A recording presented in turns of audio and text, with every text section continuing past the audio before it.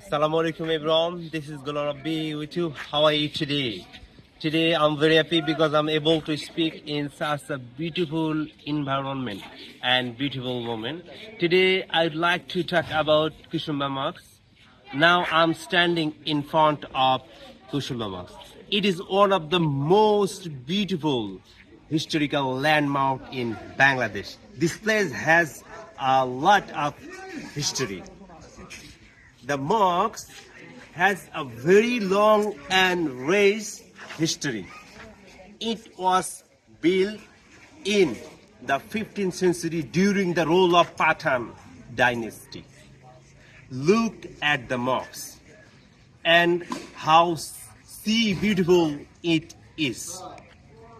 Its six dome and details walls make it one of the most unique architectural sites in the country.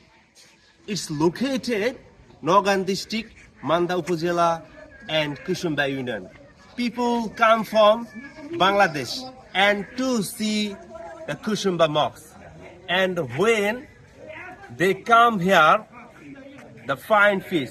Welcome everyone to the Kushumba Mosque. So thank you very much. Assalamu alaikum.